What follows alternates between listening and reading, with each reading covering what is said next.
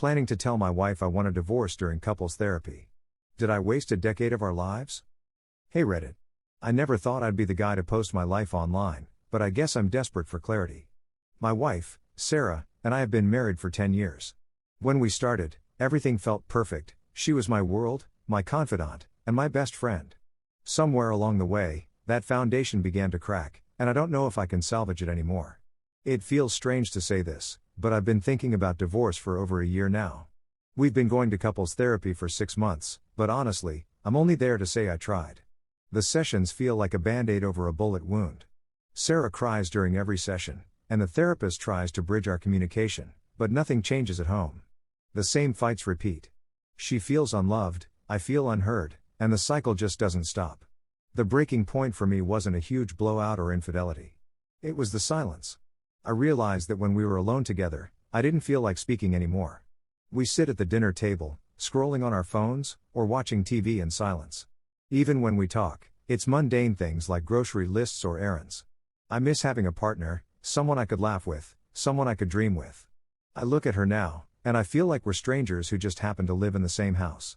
I decided last week that I'm going to bring up divorce during our next therapy session. I've been agonizing over how to do it, but I think it's the only way she'll really hear me. The thought of blindsiding her feels cruel, but I don't know another way to bring it up. Every time I try to talk about how I feel at home, it turns into an argument about how I'm emotionally checked out or how I don't care about her anymore. She's not wrong, I have checked out. But I don't think I can check back in.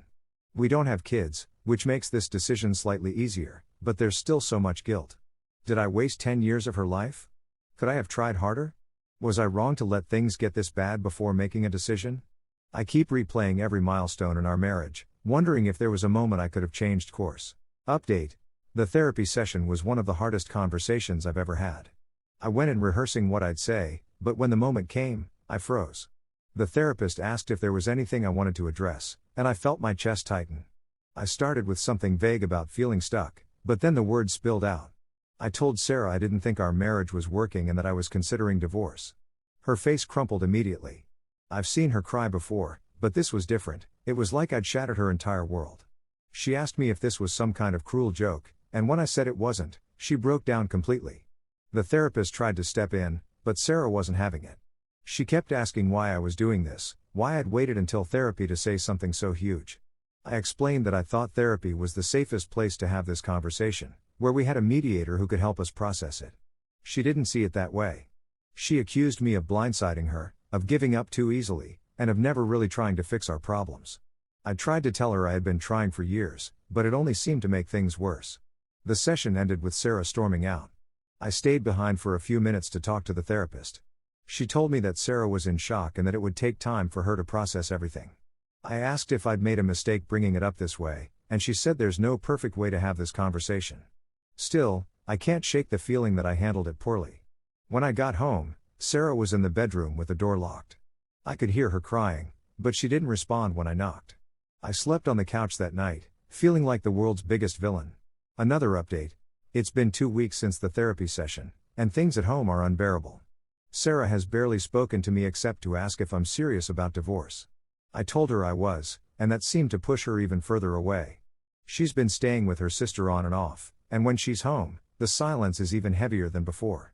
I reached out to a lawyer to understand my options. The process seems overwhelming, but I know it's the next step if we're truly done. I've also been reflecting a lot on what went wrong. I think we both stopped prioritizing each other. I got lost in my career, and she got lost in her own frustrations. We stopped meeting in the middle, and over time, the gap became too wide to bridge. Sarah told me last night that she feels like she doesn't even know who she is without me. That broke me.